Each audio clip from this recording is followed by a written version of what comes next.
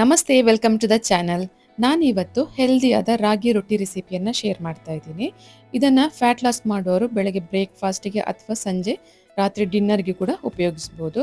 ಬನ್ನಿ ಇದನ್ನು ಹೇಗೆ ಮಾಡೋದು ನೋಡೋಣ. ಆದರೆ ಅದಕ್ಕಿಂತ ಮುಂಚೆ ನೀವು ನನ್ನ ಚಾನಲ್ಗೆ ಇನ್ನೂ ಸಬ್ಸ್ಕ್ರೈಬ್ ಆಗಿಲ್ಲ ಅಂದರೆ ಇವಾಗಲೇ ಆಗಿ. ಮೊದಲಿಗೆ ಒಂದು ಪಾತ್ರೆಗೆ ನಾನು 1 ಕಪ್ ಆಗುವಷ್ಟು ರಾಗಿ ಹಿಟ್ಟನ್ನು ಹಾಕೊಳ್ತಾ ಇದ್ದೀನಿ. ಯಾವ ಕಪ್ ಅಳತೆಯಲ್ಲೂ ಕೂಡ ನೀವು ತಗೋಬೋದು. ಇವಾಗ ಇದಕ್ಕೆ ನಾನು ಒಂದು ಕಟ್ ಮಾಡಿದಂತಹ ಈರುಳ್ಳಿಯನ್ನು ಹಾಕೊಳ್ತಾ ಇದ್ದೀನಿ.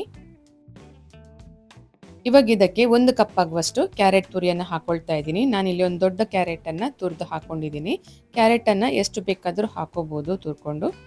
ಹಾಗೆ ಇದಕ್ಕೆ 2 ಹಸಿಮೆಣಸನ್ನು ಕಟ್ ಮಾಡಿಟ್ಟು ಹಾಕೊಳ್ತಾ ಇದ್ದೀನಿ. ಇವಾಗ 1 ಇಂಚು ಶುಂಠಿಯನ್ನು ನಾನು ಇಲ್ಲಿ ಸಣ್ಣದಾಗಿ ಕಟ್ ಮಾಡಿ ಹಾಕಿದ್ದೀನಿ. ಹಾಗೆ 1 ಕಪ್ ಆಗುವಷ್ಟು ಕೊತ್ತಂಬರಿ ಸೊಪ್ಪನ್ನು ಹಾಕೊಳ್ತಾ ಇದ್ದೀನಿ.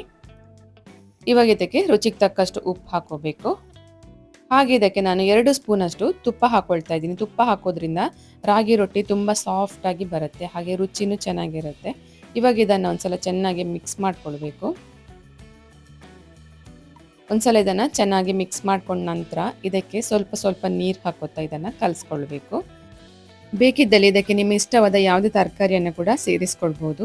ಕ್ಯಾಪ್ಸಿಕಮ್, ಬೀನ್ಸ್, ಬಟಾಣಿ ಹಾಗೆ ಕ್ಯಾಬೇಜನ್ನು ಕೂಡ ಹಾಕ್ಕೊಳ್ಬೋದು. ಈ ಥರ ನೋಡಿ ಒಂದು ಮೃದುವಾದಂತಹ ಹಿಟ್ಟನ್ನು ರೆಡಿ ಮಾಡ್ಕೊಳ್ಬೇಕು. ಈ ಥರ ಹಿಟ್ಟು ರೆಡಿ ಆದ ನಂತರ ಈ ಥರ ಒಂದು ದೊಡ್ಡ ಉಂಡೆಯನ್ನು ತಗೋಬೇಕು. ಇವಾಗ ಇದನ್ನು ನಾನು ಡೈರೆಕ್ಟ್ ಕಾವಲಿಗೆ ಹಾಕಿ ತಟ್ಕೊಳ್ತೇನೆ. ಈ ಥರ ಸ್ವಲ್ಪ ಕೈಗೆ ನೀರನ್ನು ಸೇರಿಸ್ಕೊಂಡು ಈ ಥರ ತಟ್ಕೊಳ್ಬೇಕು. ಗ್ಯಾಸನ್ನು ಆಫ್ ಇಟ್ಕೋಬೇಕು.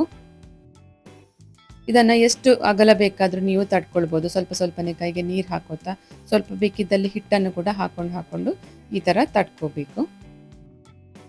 ಕೊನೆಗೆ ಈ ಥರ ನೋಡಿ ಹೋಲ್ ಮಾಡ್ಕೊಳ್ತಾ ಇದ್ದೀನಿ. ಇದು ಎಣ್ಣೆ ಹಾಕೋದಕ್ಕೆ ಅಥವಾ ತುಪ್ಪ ಹಾಕೋದಕ್ಕೆ ಈಸಿ ಆಗುತ್ತೆ.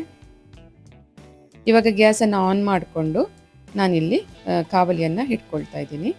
ಇದನ್ನು ಇವಾಗ ಲಿಡ್ ಮುಚ್ಚಿ ಒಂದು 3ರಿಂದ 4 ನಿಮಿಷ ಸ್ಲೋ ಉರಿಯಲ್ಲಿ ಬೇಯಿಸ್ಕೊಳ್ಬೇಕು. ಇವಾಗ ನೋಡಿ ಒಂದು ಬದಿ ಚೆನ್ನಾಗಿ ಕಾದಿದೆ. ಇವಾಗ ಮೇಲ್ಗಡೆಯಿಂದ ತುಪ್ಪ ಹಾಕ್ಕೊಳ್ತಾ ಇದ್ದೀನಿ. ತುಪ್ಪ ಇಲ್ಲಾಂದರೆ ಎಣ್ಣೆಯನ್ನು ಕೂಡ ಹಾಕೋಬೋದು, ಅಥವಾ ಫ್ಯಾಟ್ ಲಾಸ್ ಮಾಡ್ಕೊಳ್ಳೋರು ತುಪ್ಪ ಬೇಡ ಎಣ್ಣೆ ಬೇಡ ಅಂದರೆ ಹಾಗೇ ಕಾಯಿಸ್ಕೊಳ್ಬೋದು. ಇವಾಗ ನಾನು ಇದನ್ನು ಟರ್ನ್ ಮಾಡ್ಕೊಳ್ತಾ ಇದ್ದೀನಿ. ಟರ್ನ್ ಮಾಡಿಕೊಂಡು 1-2 ನಿಮಿಷ ಇದನ್ನು ಚೆನ್ನಾಗಿ ಕಾಯಿಸ್ಕೊಳ್ಬೇಕು. ಇವಾಗ ಇದು 2 ಬದಿ ಕೂಡ ಚೆನ್ನಾಗಿ ಕಾದಿದೆ. ಇದನ್ನು ತೆಗಿತಾ ಇದ್ದೀನಿ ನೋಡಿ. ಇವಾಗ ಹೆಲ್ದಿ ಆದಂತಹ ರಾಗಿ ರೊಟ್ಟಿ ರೆಡಿಯಾಗಿದೆ.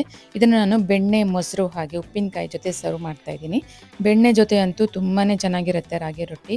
ನೀವು ಕೂಡ ಒಂದ್ಸಲ ಟ್ರೈ ಮಾಡಿ ನೋಡಿ, ನಿಮ್ಮ ಮಕ್ಕಳಿಗೂ ಮಾಡಿಕೊಡಿ. ಹಾಗೆ ನೀವು ಕೂಡ ಬೆಳಗ್ಗೆ ಬ್ರೇಕ್ಫಾಸ್ಟಿಗೆ ಅಥವಾ ಸಂಜೆ ಡಿನ್ನರ್ಗೆ ಇದನ್ನು ಮಾಡ್ಬೋದು. ತುಂಬಾ ಚೆನ್ನಾಗಿರುತ್ತೆ, ಹೆಲ್ದಿಯಾಗಿರುತ್ತೆ. ಈ ರೆಸಿಪಿ ನಿಮಗೆ ಇಷ್ಟ ಆಯಿತು ಅನ್ಕೋತೀನಿ. ಇಷ್ಟ ಆಗಿದ್ದರೆ ಲೈಕ್, ಶೇರ್ ಹಾಗೆ ಕಮೆಂಟ್ ಮಾಡಿ. ಹಾಗೆ ನನ್ನ ಚಾನಲ್ಗೆ ಸಬ್ಸ್ಕ್ರೈಬ್ ಮಾಡಿ. ಮತ್ತೊಂದು ಹೊಸ ರೆಸಿಪಿಯೊಂದಿಗೆ ಮತ್ತೆ ಬರ್ತೀನಿ. Thank you for watching.